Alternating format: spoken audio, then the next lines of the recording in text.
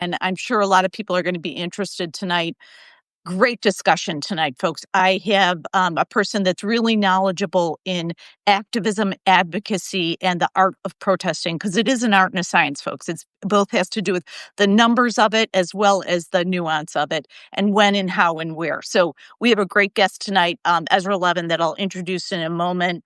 But thank you for being here. And I'm so glad everybody's joining us tonight, because I think there's a good mix of well, we've got some hard work ahead of us. We've gotten some good work done. And we have to look at all of our successes. And the successes are many right now. And so my friend Ezra and I are going to be going through all of that. So I'm so glad to be here tonight. Marie Newman, welcome to my live Substack with Ezra Levin, the co-executive director of Indivisible. And a little bit about Ezra, folks. Really great background. And I wanted him to tell you the wonderful story of Indivisible. Indivisible and I have an interesting story in that in January of 2017, we were both born into politics, professional politics. I was volunteering before then. So, but Ezra has a great background for this stuff, folks, because he's been on all sides of it. He worked on the Hill for many years for a congressman from Texas, one of my former colleagues, lovely guy, Wayne Doggett, and then also was worked for Prosperity Now, which was an anti-poverty organization, as a policy director, and many other things. And he and his lovely wife, Leah Greenberg, is co-director and co-founder of indivisible.org. So please welcome my very knowledgeable guest tonight, Ezra Levin. Hello. Hey, Marie, it is great to be here. It's great to see you. It's great to be part of this conversation. And I don't know how good the microphone is on my phone here, but maybe you're even hearing one of my two children yell outside my door I right love now. that. We like babies and dogs on this show, just so you know, because my There- beagle, who has a lot of opinions, inevitably shows up at some point. So yeah, Yeah. we're all ready. We're all family here. So Ezra, thank you so much for coming on tonight. Yeah. I think for a good starting point, folks, let's go ahead and talk about how is Indivisible and why Indivisible was born as a national advocacy organization. So Ezra, take it away and tell the story. Look, necessity is the mother of invention. I think that's what I would say is we didn't mean to start Indivisible. When Trump was first elected, two things happened. There was one, an interview with a future Trump appointee talking positively about the Japanese internment camps during World War II as a model for what we could do with Muslims, immigrants, and refugees. Heinous stuff. That's what we were seeing in the first Trump term. But then within a day or so of that, we saw an interview with then Senate Minority Leader Chuck Schumer in which he said, well, we lost. That's what happens. I guess we're just going to have to figure out a way to work with this guy. I think we can work on infrastructure together.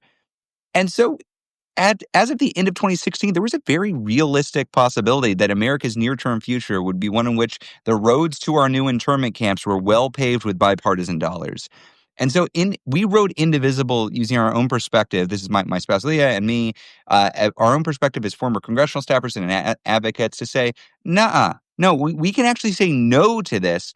And if we're going to say no to this effectively, we can't just leave this up to the politicians at the national level. It's got to come from the grassroots. And in fact, we learned from the Tea Party. We disagreed with their bigotry, their violence, their racism, but damn it, Marie, they knew how to organize. They knew how to focus on their own elected officials. They knew how to say no. They didn't win everything, but gosh, they really changed things. And so we tried to draw lessons that we saw when we were congressional staffers being targeted by these folks and say, well, we can organize locally. We can start our own little groups. We can focus on our elected officials. We can use our leverage, but we've got to do that. We've all got to do that because that's how a representative democracy works. So we put this guide out. It was a Google Doc. And shockingly, people read it and they all started emailing us. And all the emails said the exact same thing. This guide is full of typos and it was. But beyond that, then they said, and also I'm starting an Indivisible group. I've got one in Tallahassee. I've got one in Austin. I've got one outside Albany. And what do we do? And so we started organizing with these Indivisible groups going on 9 years ago, and we haven't stopped since. I know I remember when I read that document, I was like, but this is brilliant. And right away I was like, well, this is what the Republicans have been doing for 20 years, having been in Yeah. advocacy and activism for Yeah. 30 or 35 years. I'm like, well, this is brilliant that we have reverse engineered this on our side. It's great. So I was thrilled. And I also, I'm a big fan of typos because, as everybody on this call knows, there's always one in mine, right, guys? Like, there's always one in my newsletter. So That's how you know it's not AI. that's That's your real writing. Yeah. that's how I comfort myself every day, Ezra. Yeah. The So humanity makes it beautiful and real. I love it. I love that's it. right. Yeah. That's right. So let's get right into it. So let's talk about the state of play a little bit, and then Yeah. our wins and where we can improve and all those things on the activism side. So right now Chicago's kind of the epicenter right now because all of the ICE protests, and I've been out at the ICE protests every Friday. I try to keep a healthy diet of once a week. I used to do it once a month. Now we're down to up to once a week because we all have real jobs, and as do I. But I have to tell you, I've just been compelled. The amount of injustice, racial profiling, I wrote about that Right. today. Yeah. Um, all of the insanity has been crazy. So I wanted to see if you could just talk a little bit about your perspective on the bigger protests like No Kings. We've had a couple of them now. We had the individual ICE protests. How do you think they're working? What do we need to do? Just go ahead and jam on that.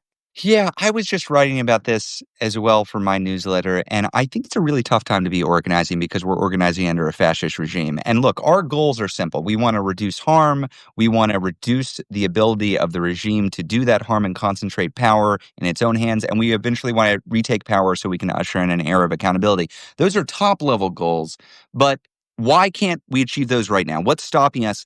Who is the enemy in this fight? It's not Trump. It's not MAGA. It's not this regime. It's not weak-kneed Democrats who won't fight back. Those are all opponents at some point along the line. But the enemy in this fight is actually much more powerful and much more difficult to combat. The enemy is nihilism and cynicism and fatalism, a sense that there's nothing we can do. It doesn't matter. The regime is just going to steamroll us. So we might as well just protect ourselves and hold back in hopes that this passes. That is a really dangerous enemy because that is how authoritarians win. They convince you that you are powerless, that they are all powerful, so you just give up. Because this guy is not all powerful. He is weak. He is a lame duck. He is implementing an unpopular policy. So the way that we judge our success, we listen to the anti-authoritarian experts. It is a mistake for any grassroots anti-authoritarian movement to say, have we stopped all the bad things? Because if that's your measure for success, it's not going to be the case. You're not going to achieve that overnight. Instead, here's how a successful grassroots movement against authoritarianism measures their success. 1, are you bigger than you were before? 2, are you more unified than you were before? 3, are your tactics proliferating? So you're doing different stuff than you were before. And 4, is the regime less popular than it was before? And Marie, I can tell you, every month for the last 11 months, I could say yes, yes, yes, yes, yes. That does not mean that the regime is slowing down. That's not what they do. I'm sorry to say it's going to get worse before it gets better. We see him. He is cornered right now. His popularity is taking a nosedive.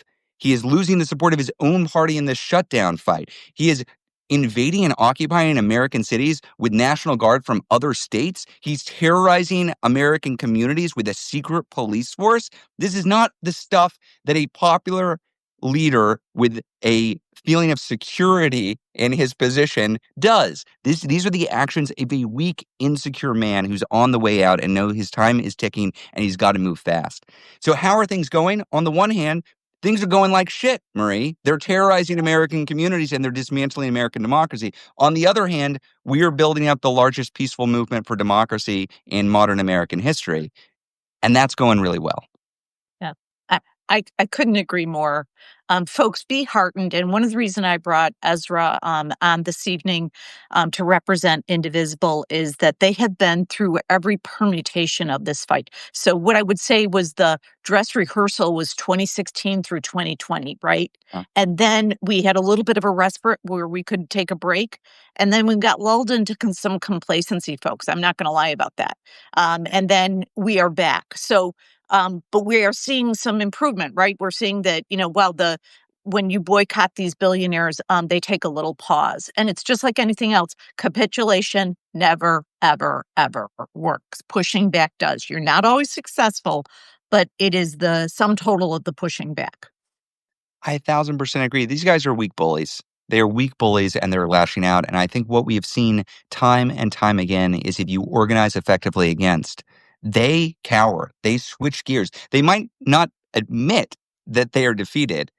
Yeah. No target in the history of grassroots targeting has ever said, they convinced me. That's why I moved. That's not how this works. But they do move. And we have seen that repeatedly over the last 11 months. And I think that is true for the Trump regime. That's true for institutions like Disney and ABC News that capitulated and then got pushback. And it's true for Democrats too. Remember, 11 months ago when Trump won, we saw from Democrats something similar to what we saw when Trump originally won, which is, there's not going to be any resistance. Defiance is not going to work out. We've got to show how reasonable we are. We got to work with the other side. You grassroots folks, we're not going to listen to you. That was the mainstream Democratic position in November of this year, 11 months ago. And over the course of 11 months, what we have seen is they've shifted from kind of condescendingly telling us to go away to engaging in performative exercises of opposition, not really using their leverage, but it's a step forward. They're actually talking the talk, to right now we are seeing a somewhat unified Democratic Party fight a real fight and use the leverage that they've got. 6 months ago, they were surrendering without any fight at all. Right now, they're digging in. That's progress, Marie. And I'm not counting on winning tomorrow, but I am counting on progress, and I see progress. I couldn't agree more. And folks, I want to be clear about Indivisible uniquely. Well, many activist groups have been doing amazing things. Move On, 5051, Oh, all of yeah. the groups. I love them all, and they are sisters and brothers in the fight. However, Indivisible has been uniquely helpful in getting our own Democratic members to move on things because for the longest time, many old Democratic donors, old guard Democratic politicos, consultants, kind of the DC class of people said, oh gosh, we just have to stay united. Well, once in a while, guess what? You got to kick your team in the behind and say, no, it's not good enough. And you got to keep going. You can do that with, the carrot and the stick a little bit, right? Is that like, bravo and thank you for working hard. Like right now, we push them hard. I got to tell you, had Indivisible and other groups and other leaders and grassroots people like everybody on this call, if we had not pushed Schumer and Jeffries into holding the line on this shutdown, I'm not sure they would have. What do you feel, Ezra? I 100% agree. And look, I am not here to yell at any individual member. I'm not here to complain about the Democratic Party. We all are the Democratic Party. When we're complaining about it, then we need to ask ourselves, well, what are we demanding? How are we supporting it to be strong? And so I'm proudly cheerleading the Dems right now. Definitely. We called on Chuck Schumer to resign from leadership after he surrendered in March, and I am happy he's fighting now. And I would love to be behind him cheerleading a unified party. My goal is a unified opposition party against a fascist takeover. And I push out of love. I push out of wanting that unification. It is a disservice to the Dems to say, yeah, you can just roll over and play dead. That's okay. I'll still love you. I'll still support you. No, we need to demand better. And one of my favorite things that's happened over the past 48 hours is, I've been spending the last several weeks telling Dems, we are behind you in this fight on the shutdown. And I've got good news. The cavalry's coming in. On No King's Day, we're going to have millions of people in the street, and they're going to be there cheering you on, congratulating you, and thanking you for standing up against this regime. And also, if you surrender before No Kings, they will be calling for new leadership. And just in the last 24, 48 hours, a new Republican talking point has emerged, which is, well, the Democrats are only standing up to us right now because they're worried about No King's Day. To which I say, that's great. That's democracy. That's how this should work. And I view that is representatives responding to their constituents. What do Republicans do? They just respond to their donors. That's why they look at that and say, how dare those Democrats listen to their constituents showing up in numbers that haven't been seen in modern American history? I'm sorry. That's how the democracy should work. It is working, and I'm proud of that. That's right. And we all should be collectively, right? And everybody on this call, all of your colleagues and all the activism groups, all the advocacy folks, and everybody that goes to any protest ever. I see all of these amazing people during the day around ice clusters here in the Chicago area. Just a bunch of moms out on the street in Berwyn, Illinois, where there's been some ice activity. Um, Shutting these people down and saying, we are not going to take this. We are Yeah. not going to take it.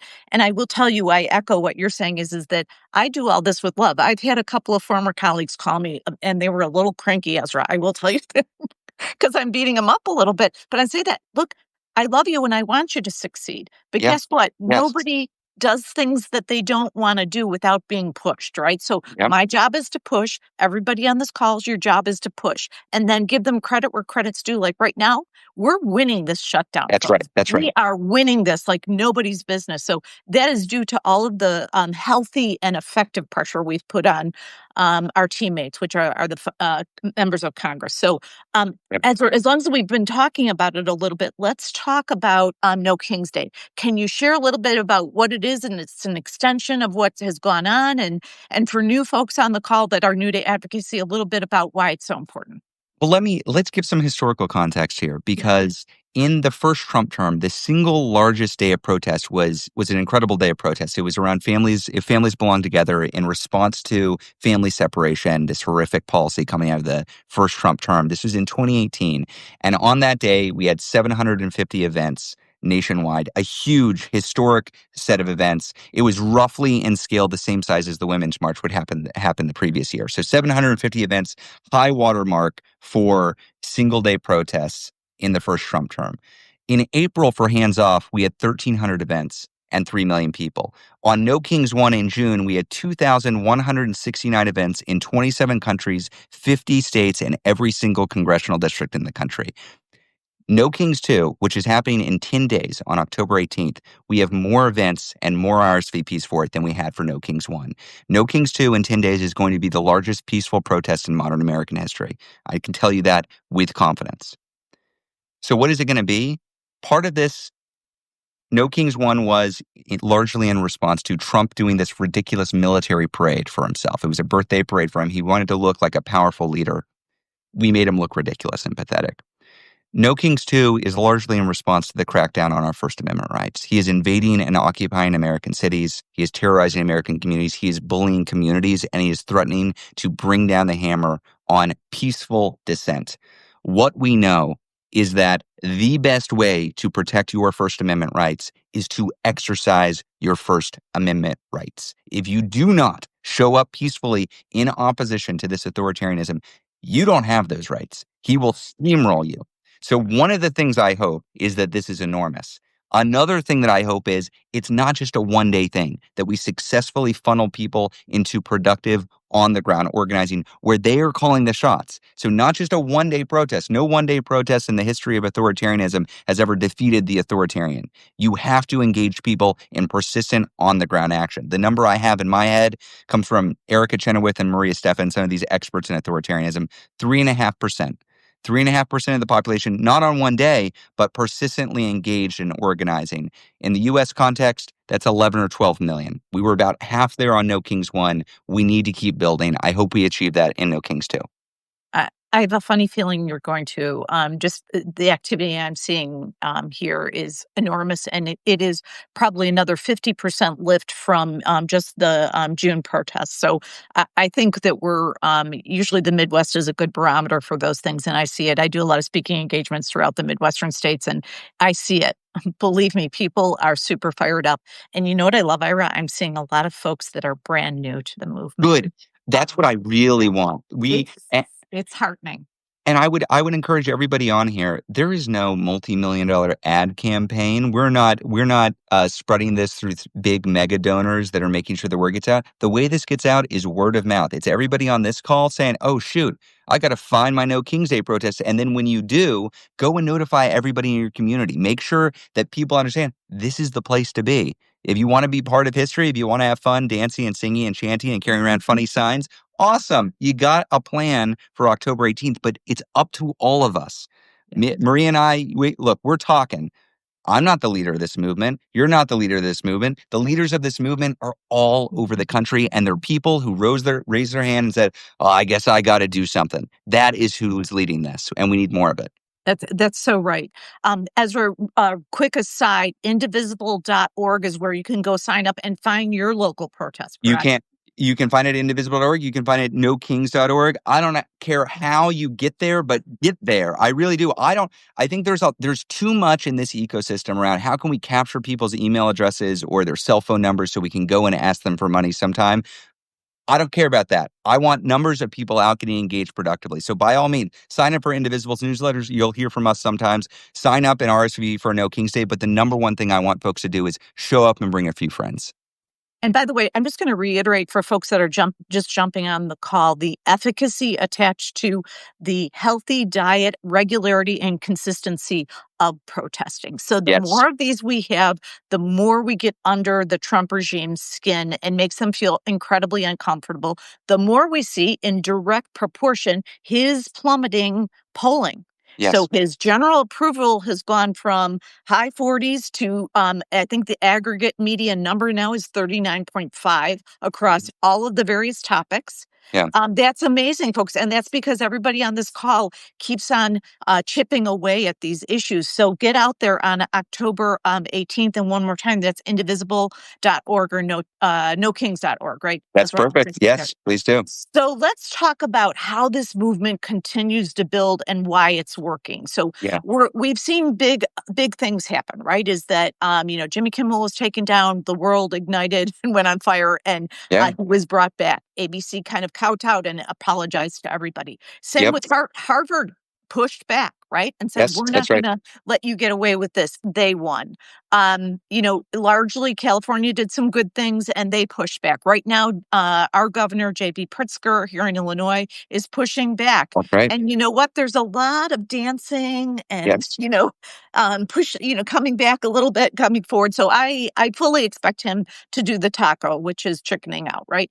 Yep. So to that end, here's what I'll say to you is that we're building something powerful here. And when I say it's everybody on this call, Yep. led Yep. by Indivisible and all these other groups.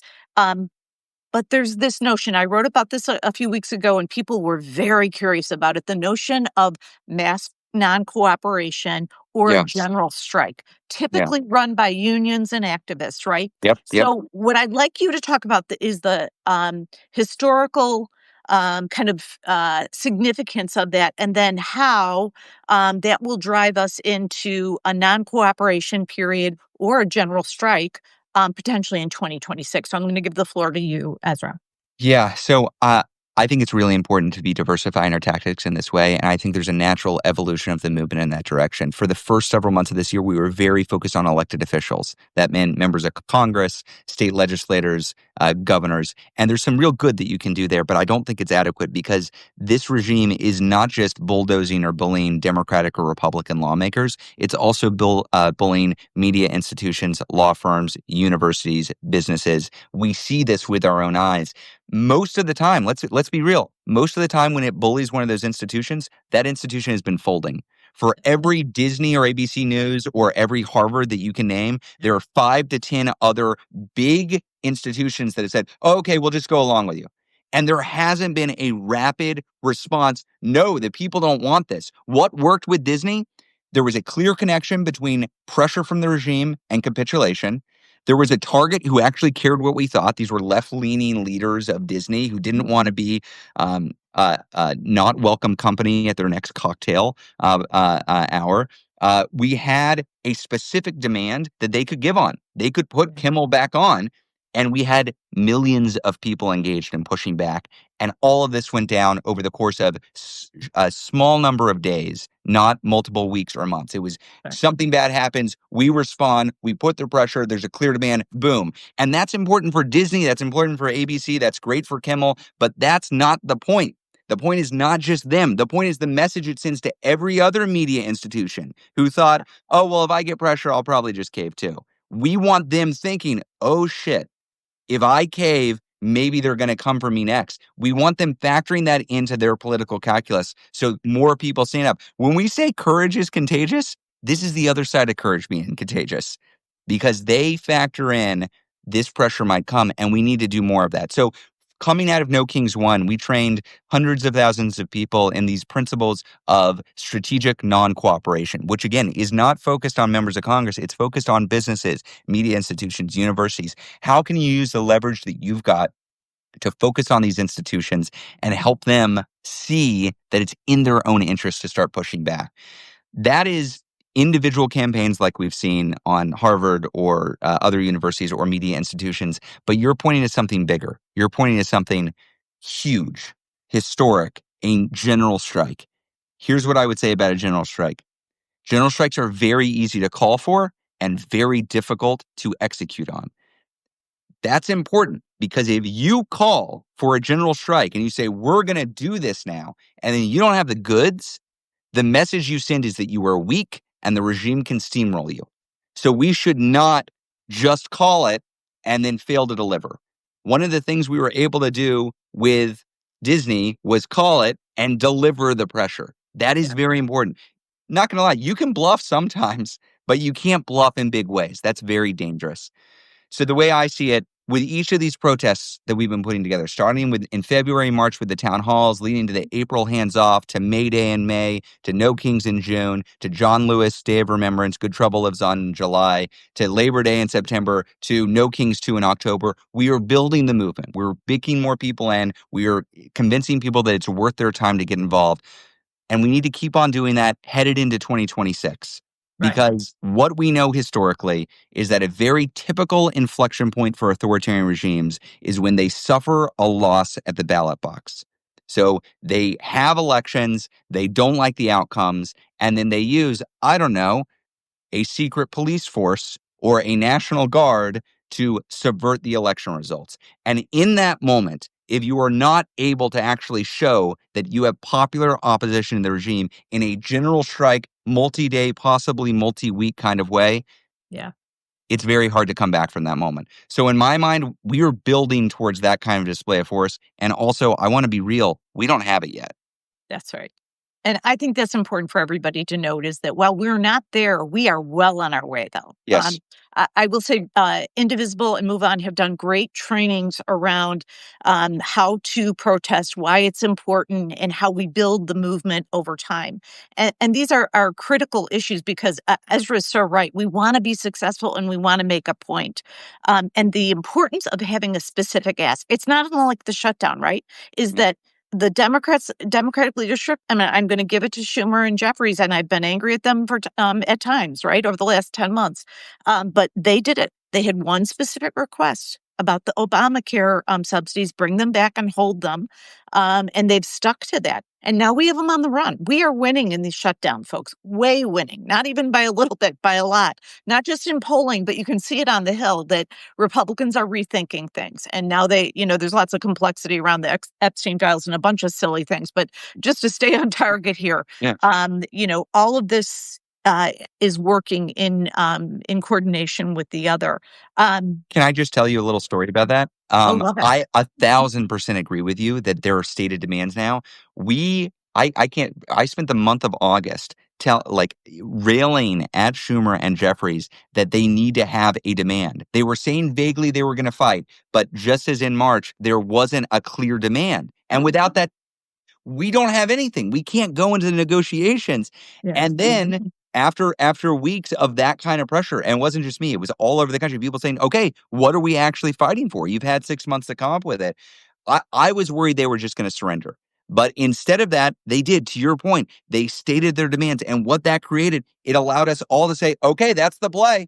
We might disagree with it. You might have other Yeah. ideas. You might concern. But if that's the play, great. We're running the play. And now we're doing it. And you're right. The Republicans are floundering. They are fracturing in the face of this ridiculously popular demand because 57% of MAGAs support this, let alone normal Republicans, let alone independents, let alone Democrats who support it at ridiculous numbers. We should all be encouraged to see this change over time. I think it bodes well for the future. Yeah. Oh, I think we're all doing just the right thing. So everybody on this call know that these things are all worth it. They build. on Yeah. each other, and they really create a lot of momentum. So we're in this phase of momentum now. We were building before, we're in momentum. We're going to get to, and Yeah. so everybody again, October 18th, go to either indivisible.org or nokings.org.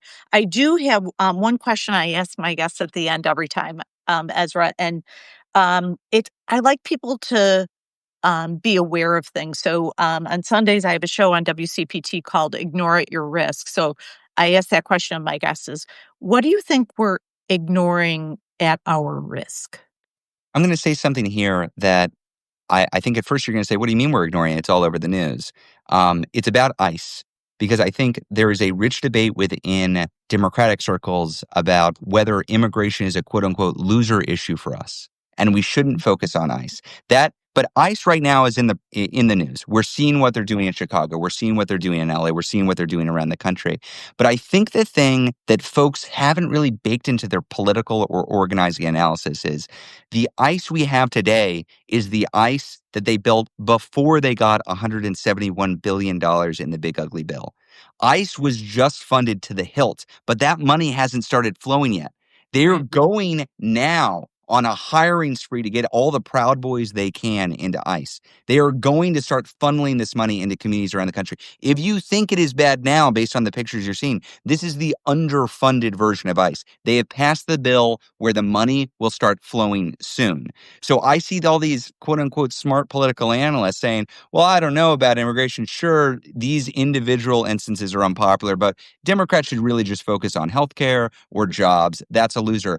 I, I will tell you, we have not yet factored into our political analysis what this secret police force is going to do to jumble American politics. Because Americans don't like what they're seeing now, and it's going to get significantly worse when these dollars flow. So smart politicians, I think, at this moment, Marie, will be doing what you're doing, will be doing what other folks are doing, which is show up at these ICE facilities, push back now, get on the right side of history now, and start building the opposition now, because it's not going to get better. It's going to get worse over time, and it's going to get more politically devastating for the other side and more dangerous for everybody else.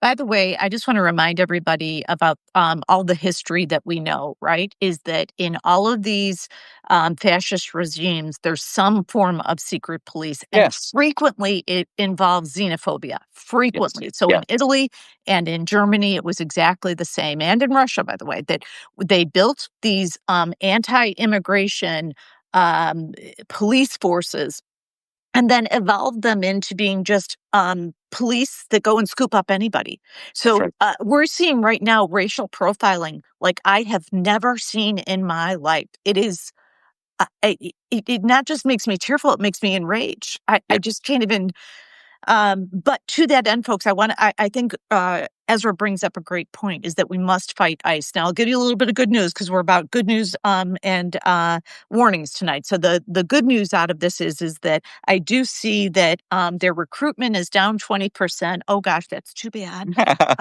Poor babies. But you know what? It's working. And this is a simple thing. This is called relational and cooperational advocacy is letting people know, all of your friends know, wow, if you have a friend that has decided to join Yeah. ICE, not sure I want to be friends with you. I'm just got to be honest with you. And you need to draw the red line, folks, with friends of friends of friends and say, look, I just cannot support whatever they are doing because they are breaking the law. What they did in the South Shore area, in the Chicago area a week ago, rappelling in with a Black Hawk Oh my military God. operations and zip tying kids, and they did zip tie kids, by the way, they did, just let's all be clear.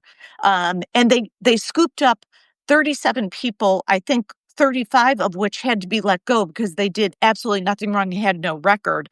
And by the way, it was they said they were going after a Venezuelan gang, and then they just picked up people that happened to live in that building and then trashed every single apartment in that building. So let's be real about the ICE and pushing back on them. We can do that tactically on the ground, make them be uncomfortable, film them. I think Governor Pritzker has an amazing message out there right now is that you see something, say something, and film something. Yeah. So do it, do it, do it. Hey, Ezra, this has been so helpful tonight. And folks, if you have questions, you can always hit Ezra and I up about advocacy and Indivisible's work. But again, it's indivisible.org or nokings.org. Sign up for a local event. And by the way, folks, go to an Indivisible event in your area. It provides great community, and you get a lift, and you're with friends, and usually funny things happen. So enjoy. Ezra, I'm so appreciative of you and your lovely wife, Leah, for founding this movement and keeping it going. And let me know how things go. Folks, have a great evening. It was good to see everybody. Great talking, Marie.